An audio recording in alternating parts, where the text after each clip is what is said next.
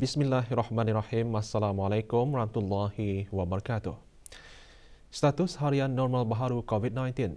3 kes berada dalam kategori 4 iaitu memerlukan bantuan oksigen dan di bawah pemantauan rapi. Kementerian Kesihatan maklumkan 299 kes dilaporkan sembuh kemarin.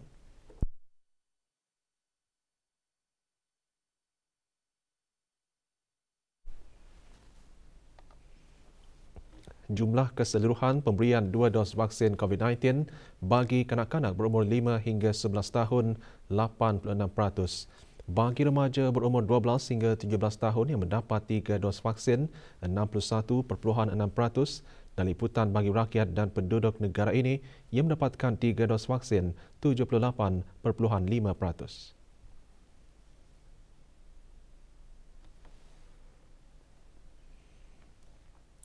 Ke arah menghasilkan sistem pendidikan yang lebih berdaya tahan, Pelan Transformasi Digital Kementerian Pendidikan memfokus kepada 3 bidang utama iaitu teknologi pendidikan, teknologi pengurusan dan dasar dan infrastruktur yang memudah cara.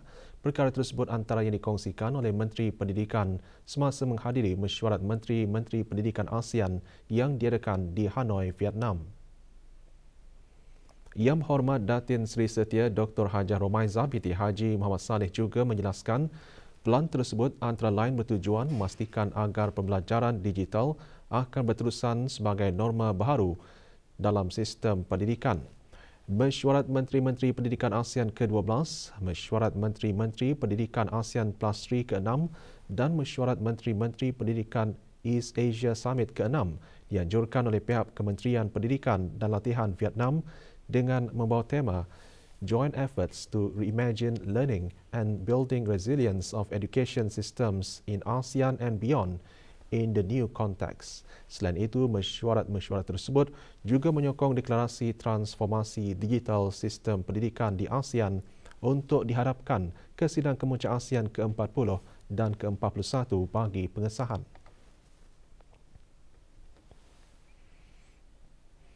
Kebudayaan dan industri kreatif berperanan sebagai pemboleh dan pemacu bagi pertumbuhan sosioekonomi ASEAN. Berucap pada mesyuarat ke-28 Majlis Komuniti Sosio-Budaya ASEAN ASCC di Phnom Penh, Kemboja, Menteri Kebudayaan, Belia dan Sukan juga mengesahkan bahawa agenda pemerkasaan belia masih kekal sebagai keutamaan bagi ASCC di samping menekankan keperluan untuk sentiasa menyediakan landasan bagi belia. Semasa mesyuarat Yang Berhormat Datuk Seri Setia Awang Haji Nazmi bin Haji Muhammad turut mengongsikan pandangan bahawa deklarasi Siam Reap akan membolehkan ASEAN untuk menonjolkan trend baharu serta mempertingkatkan lagi taraf hidup pekerja dalam sektor budaya dan industri kreatif. Semasa mesyuarat, Jemaah Menteri turut mengalu-alukan perkembangan kerjasama dalam bidang sukan bagi ASEAN Plus China di samping pelaksanaan rangka kerja penjagaan ekonomi ASEAN melalui rangka kerja pemulihan komprehensif ASEAN dan penetapan penjagaan ekonomi sebagai platform penyelidikan dan perkembangan di bawah ASCC. Menteri-Menteri Majlis ASCC seterusnya mengesahkan dokumen hasil ASCC yang akan dihadapkan semasa sidang kemuncak ASEAN ke-40 dan ke-41 yang akan diadakan pada bulan November di Phnom Penh, Kemboja. Menteri Kebudayaan, Belia dan Sukan juga mengadakan perjumpaan dua hala dengan Menteri Pendidikan, Belia dan Sukan Kemboja selaku pengerusi mesyuarat Majlis ASCC 2022 dan Menteri Penyelaras Pembangunan Manusia dan Hal Ehwal Kebudayaan selaku pengerusi Majlis ASCC 2023. Perpaduan Islam merupakan suatu perkara yang penting dalam agama, malah menjadi kefarduan dan tanggungjawab yang Allah Subhanahu Wa Taala berikan kepada hamba-hambanya yang beriman. Kewajipan ini tegas Mufti Kerajaan memerlukan umat Islam berpegang teguh kepada tali Allah dan kepada ajaran Islam. Yang Berhormat Pihindatu Seri Maharaja Datuk Paduka Seri Setia Dr. Ustaz Haji Awang Abdul Aziz bin Junid menjelaskan perkara tersebut semasa persidangan antarabangsa Perpaduan Islam kali ke-36 mengenai persaudaraan sesama Islam pemangkin kesatuan umat berbentuk webinar yang berpusat di Republik Islam Iran.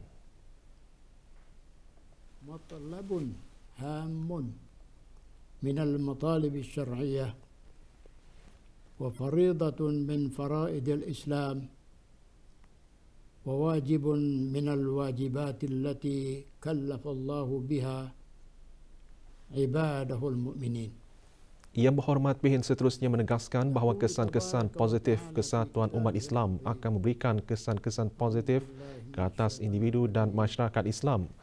Tujuan persidangan untuk mewujudkan perpaduan dan kesetiakawanan dalam kalangan umat Islam, mengembangkan ijma' dalam kalangan ulama' dan saintis demi penyelarasan ilmiah dan budaya. Penyertaan Mufti Kerajaan adalah atas undangan Tuan Yang Terutama Dr. Hamid Shahriari, Setiausaha Agong World Forum for Proximity of Islamic Schools of Thought.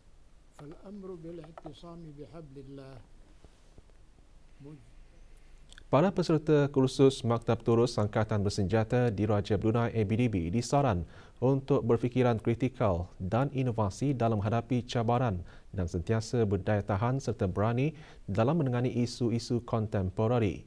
Brigadier Jeneral Bersara Datuk Seri Pahlawan Awang Haji Abdul Razak bin Haji Abdul Kadir, Timbalan Menteri Pertahanan berucap demikian pada majlis penutupan kursus Maktab Terus Angkatan Bersenjata Diraja Brunei ABDB ke-12. Majlis berlangsung di Akademi Pertahanan ABDB. Command and Staff Course is one of the platforms in developing professional leaders to be intellectually robust in dealing with uncertainties within an increasing changing security environment. 42 pegawai menamatkan kursus yang dijalankan selama 40 minggu. Tahun ini Anugerah Kecemerlangan Keseluruhan RBAF CSC dan Anugerah Kecemerlangan Akademik dianugerahkan kepada Major Jonathan Edward De Cruz dari Angkatan Bersenjata Republik Singapura. Anugerah RBAF Commendation pula diberikan kepada Dayang Nur Khadijah binti Ramli dari Kementerian Pertahanan dan Anugerah Commandant's Award kepada Major Abdul Aziz bin Haji Rasali dari Tentera Darat Diraja Brunei. Kursus yang dikendalikan dengan kerjasama Universiti Brunei Darussalam UBD ini disertai para pegawai dari ABDB, Pasukan Polis Diraja Brunei, Kementerian Pertahanan dan Jabatan Keselamatan Dalam Negeri serta 15 peserta antarabangsa dari 12 negara antaranya Australia, Republik Rakyat Bangladesh, Republik India, United Kingdom dan Malaysia.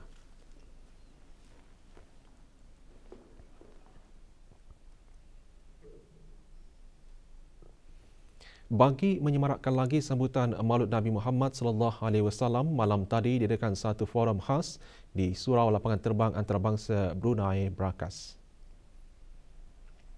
Hadir Pengiran Datuk Seri Paduka Haji Muhammad Tashim bin Pengiran Haji Hassan, Timbalan Menteri Hal Ehwal Agama. Forum berupa sesi soal jawab mengenai sunnah Rasulullah sallallahu alaihi wasallam dibincangkan bersama Dr. Haji Adnan bin Haji Basar, Rice College Universiti Perguruan Agama Sri Begawan selaku panel undangan. Di samping sama-sama menyemarakkan lagi sambutan Hari Kebesaran Islam, forum juga bertujuan menanam rasa cinta kepada Rasulullah sallallahu alaihi wasallam.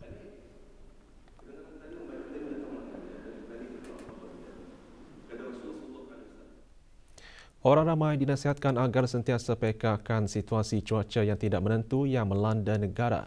Pusat Pengurusan Bencana Kebangsaan NDMC juga menasihatkan orang ramai agar berwaspada terhadap mesej-mesej yang tidak sahih disebarkan melalui media sosial dan tidak menyebarkannya. Pegawai Pengurusan Bencana berkata MDMC akan terus meningkatkan kesedaran awam dan maklumkan mengenai persiapan menghadapi banjir.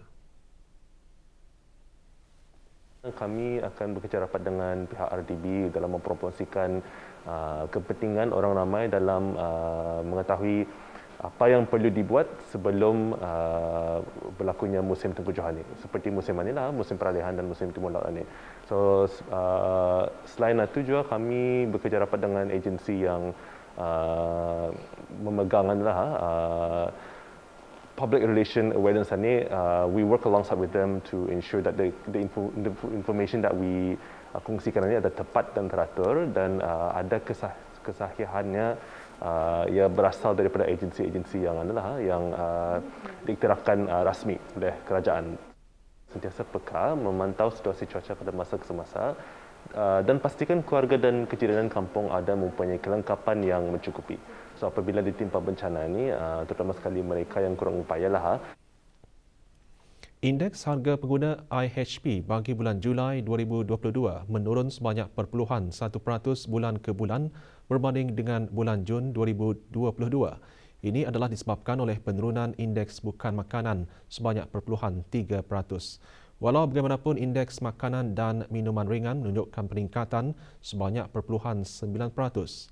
Jabatan Perancangan Ekonomi dan Statistik Kementerian Kewangan dan Ekonomi dalam siaran akhbarnya mengongsikan peningkatan IHP adalah selaras dengan peningkatan harga makanan dan minuman ringan dan bukan makanan yang masing-masing sebanyak 5.8%, iaitu 6.8% dan 3.5%. Peningkatan harga makanan dan minuman ringan adalah disebabkan oleh kenaikan harga makanan seperti minyak dan lemak, daging dan ikan dan makanan laut. Peningkatan harga minyak dan lemak adalah terutamanya disebabkan oleh kenaikan harga minyak masak daripada negara-negara pembekal. Kenaikan harga daging ayam adalah penyumbang utama kepada peningkatan harga daging disebabkan oleh peningkatan kos makanan ternakan ayam. Manakala peningkatan harga ikan dan makanan laut adalah disebabkan oleh kekurangan bekalan ikan akibat cuaca tidak menentu.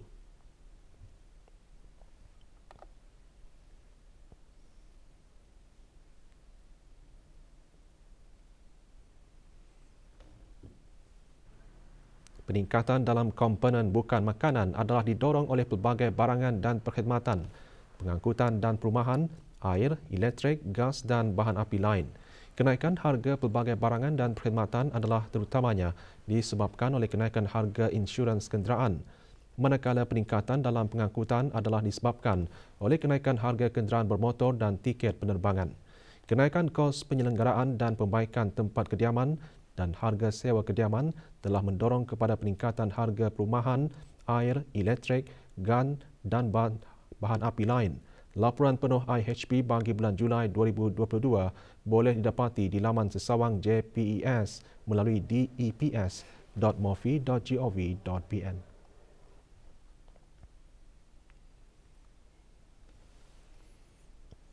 Kemeriahan hujung minggu di negara ini disemarakkan dengan aktiviti Jom Kiulap Siok.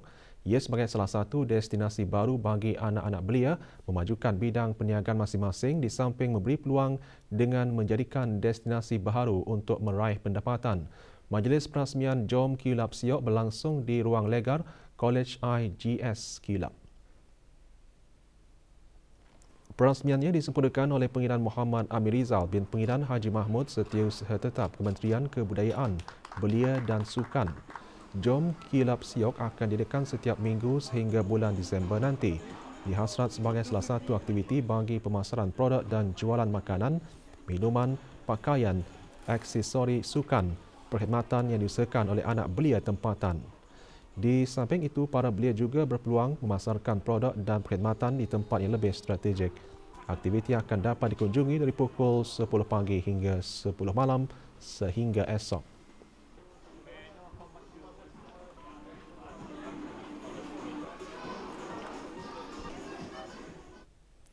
Majlis pengundian dan pemilihan calon penghulu mukim Keriam dan Ketua Kampung Keriam berlangsung di Dewan Sekolah Rendah Keriam Daerah Tutong menggunakan kaedah kertas undi. Manakala pengundian menggunakan aplikasi Mudah Alih telah bermula Rabu lalu dan dibukakan sehingga esok. Hadir Awang Ajmin bin Haji Meludin, pemangku pegawai Daerah Tutong. 3 orang calon yang layak bagi mengisikan jawatan penghulu mukim Keriam iaitu Haji Awang Aji bin Haji Hamdan berumur 59 tahun, Awang Haji Johari bin Haji Abdul Karim berumur 58 tahun dan Awang Haji Muhammad Ayub bin Haji Suhaili berumur 52 tahun. Manakala calon tunggal bagi mengisikan jawatan Ketua Kampung Keriam, Awang Haji Bahrain bin Haji Bul Hasan berumur 53 tahun.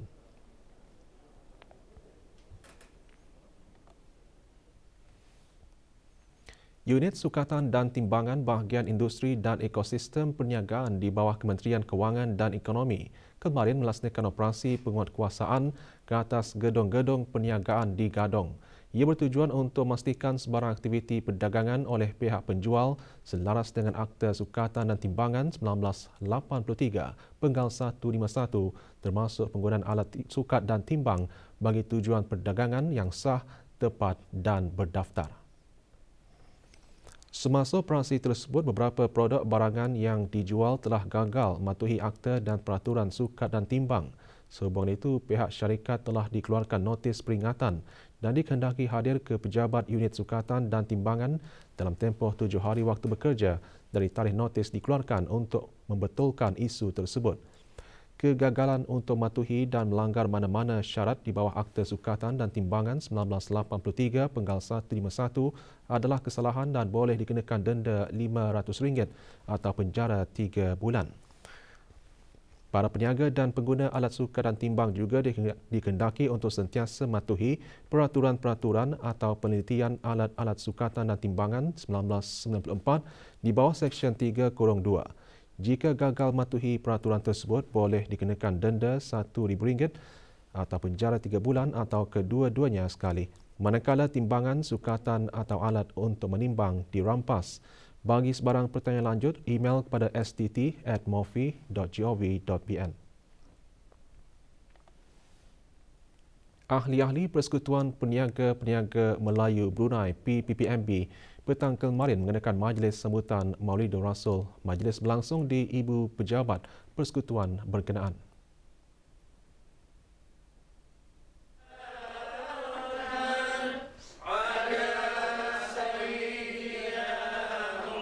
Hadir Dr. Haji Abdul Latif bin Haji Awang Cucu, Presiden PPPMB. Majlis dimulakan dengan bacaan surah Al-Fatihah beramai-ramai dan doa selamat. Majlis turut diserikan dengan dikir marhaban.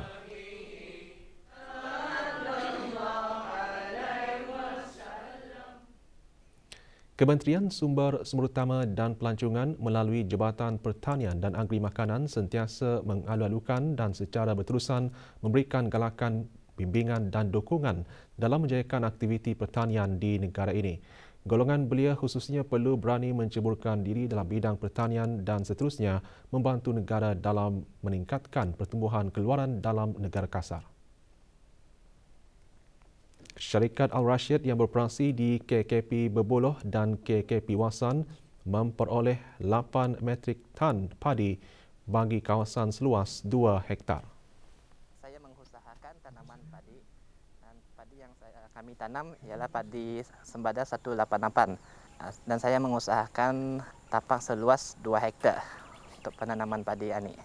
Dan teknologi yang kami gunakan untuk meracun menggunakan drone. Serangga perosak dan kekurangan air pada musim kemarau antara cabaran yang selalu dihadapi oleh syarikat Al-Rashid semasa berpadi.